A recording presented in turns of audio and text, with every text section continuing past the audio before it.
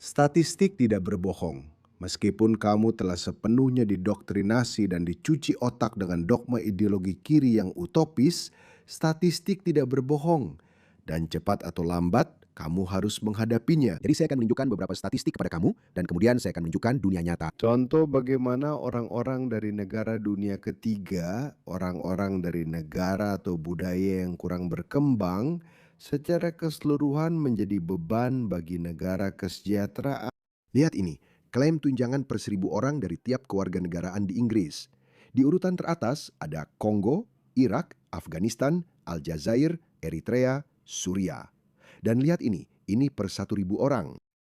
445 orang keturunan Kongo di Inggris mengklaim tunjangan sosial. Rata-rata nasional Inggris yang juga mencakup banyak orang lain adalah 100-100 dari 1.000. Bahkan itu agak terlalu tinggi, itu sekitar 10% kan? 10% warga negara Inggris menerima semacam tunjangan. Oke. Tapi itu masih bisa diatasi kalau 90% sisanya bekerja. Tapi tidak. Inggris berpikir mereka bisa mengimpor orang-orang ini dan tidak akan terjadi apa-apa. Jelas, ini adalah model yang tidak berkelanjutan dan cepat atau lambat pasti ada yang jebol. Dan ini bukan hanya soal ketergantungan mereka pada tunjangan sosial. Mereka sebenarnya melakukan kejahatan per kapita lebih banyak daripada siapapun juga. Dua kebangsaan, orang Afghanistan dan Eritrea, lebih dari 20 kali lebih mungkin divonis atas kejahatan seksual dibandingkan warga negara Inggris. Oke, saya sudah menunjukkan bahwa saya punya banyak statistik seperti ini. Saya sudah pernah menunjukkan sebelumnya, tapi mari kita dengarkan langsung dari sumbernya. Bukan bermaksud main kata. Jadi saya sedang dalam perjalanan ke kantor ketenagakerjaan kan, dan saya hanya ingin mengucapkan terima kasih kepada semua orang yang membayar pajak karena tanpa kalian saya tidak akan berada di posisi saya sekarang. Seperti kenyataan bahwa saya masih bisa menjalani hari-hari saya, tetap melakukan aktivitas saya, dan tetap dibayar meskipun saya sama sekali tidak melakukan apa-apa berkat orang lain yang bekerja dan membayar pajak mereka. Saya rasa saya belum pernah mengucapkan terima kasih sebelumnya. Jenny, baik sekali kamu. Sungguh, dari lubuk hati saya yang paling dalam. Terima kasih banyak. Dan teruskan kerja bagus kalian. Teruskan kerja bagus kalian. Terus bekerja teman-teman, supaya kalian bisa terus membayar orang-orang ini. Oke, saya punya banyak lagi contoh seperti ini. Dan terutama kalau bicara tentang Muslim sebagai kelompok, mereka adalah pelaku terburuk. Lihat ini. Ini adalah statistik resmi pemerintah Inggris, Sensus 2021 dari Kantor Statistik Nasional, ONS. Orang-orang yang mengidentifikasi diri sebagai Kristen memiliki persentase orang yang bekerja lebih tinggi dibandingkan dengan populasi secara keseluruhan. Jadi orang Kristen bekerja paling banyak, lalu ateis, kemudian Yahudi, Hindu, Sikh, dan Buddha. Dan di posisi terbawah ada Muslim. Hanya 40% Muslim yang benar-benar bekerja. Jadi kurang dari setengah dari mereka yang benar-benar bekerja. Bukankah itu luar biasa?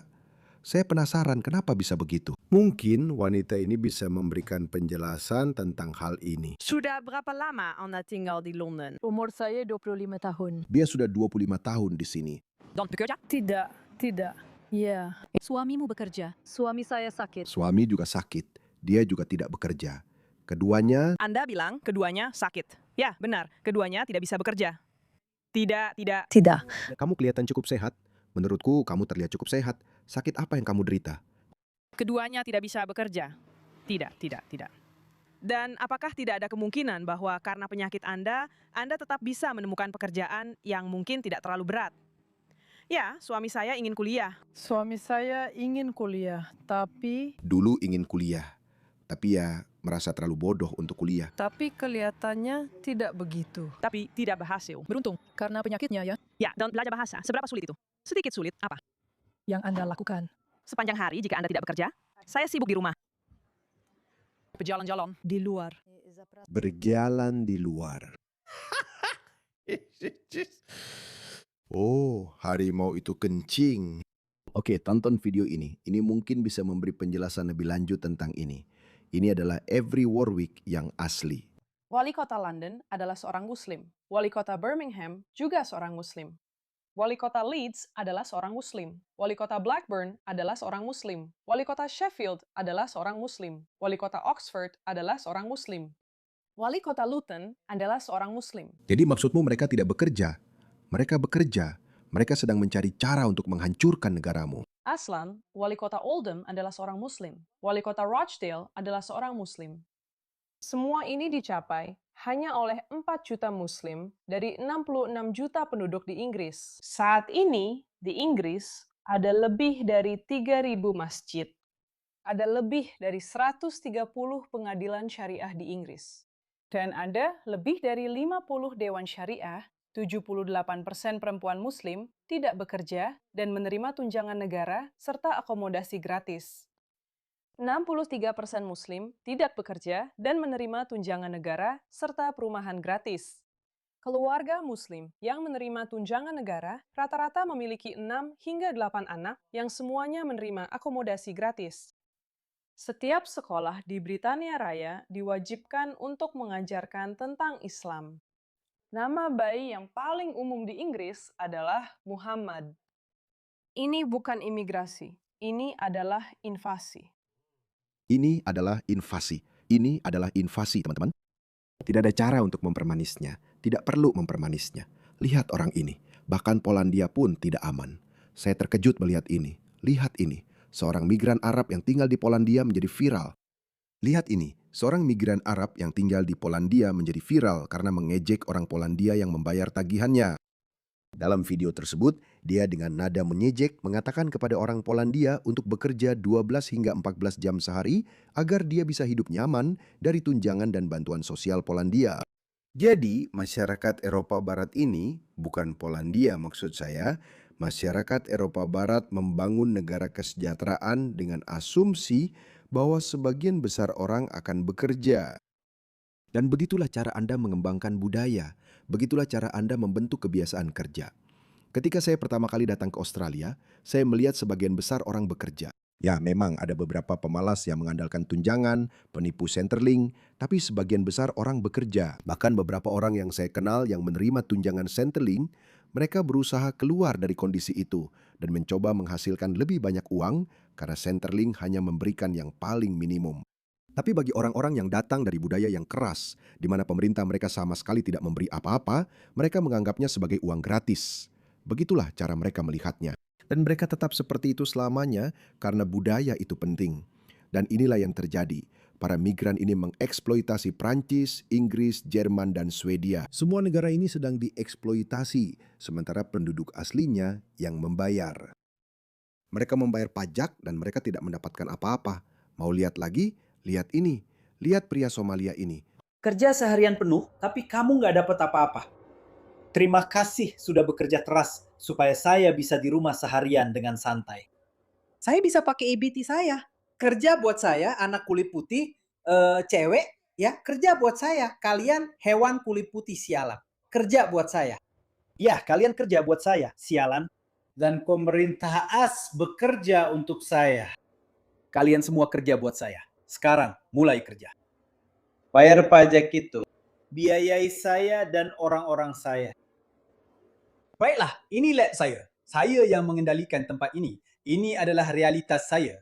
Kalian semua akan dirantai. Saya akan mengurung kalian semua jika kalian tidak membayar pajak kalian. Dan Somalia sayangnya adalah yang terburuk dari yang terburuk.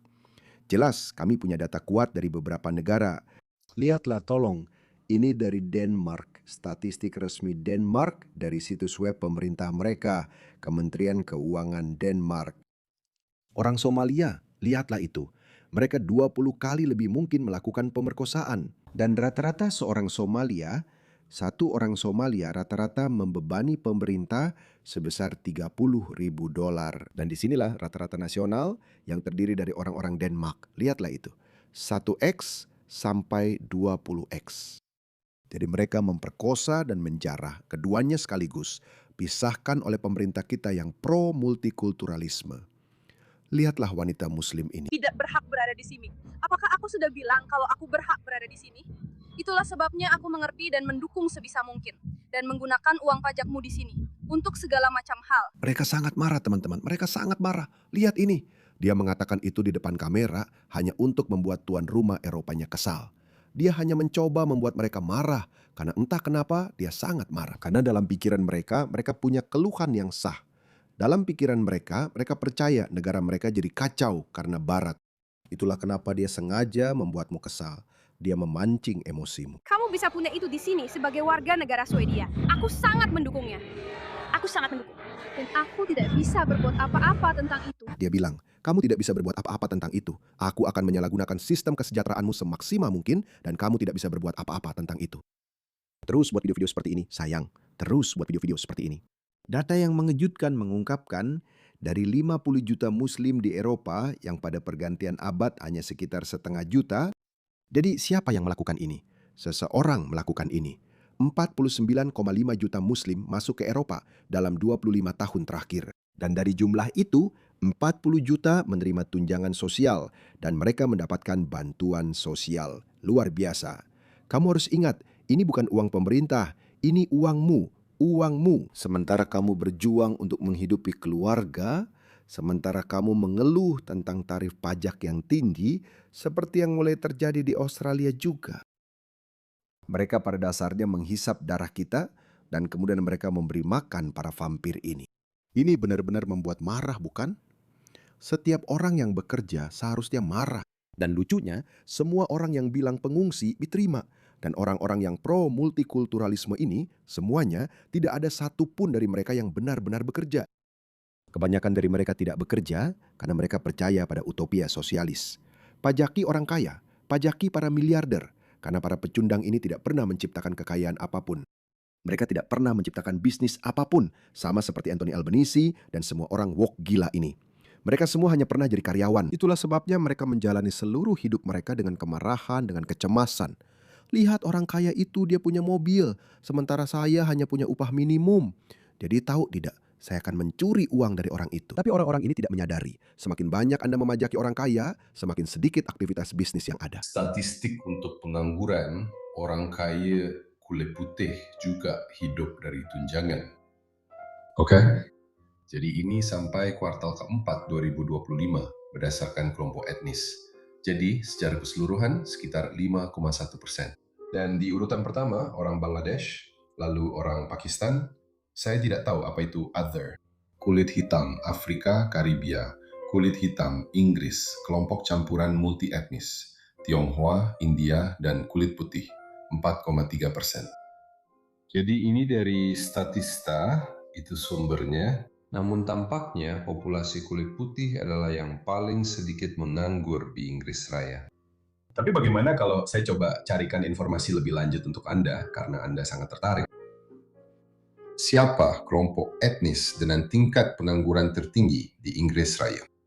Orang yang mengidentifikasi diri sebagai Arab memiliki tingkat pengangguran tertinggi di antara kelompok etnis di Inggris Raya, yaitu sekitar 14,3% menurut sensus 2021 untuk Inggris dan Wales. Pasti begitu, dan kenyataannya sekarang mungkin jauh lebih buruk. Jadi ya, ini benar-benar mengerikan teman-teman. Benar-benar mengerikan. Mereka tidak akan berhenti teman-teman. Mereka tidak akan berhenti menghisap darah kita kecuali kita memaksa mereka.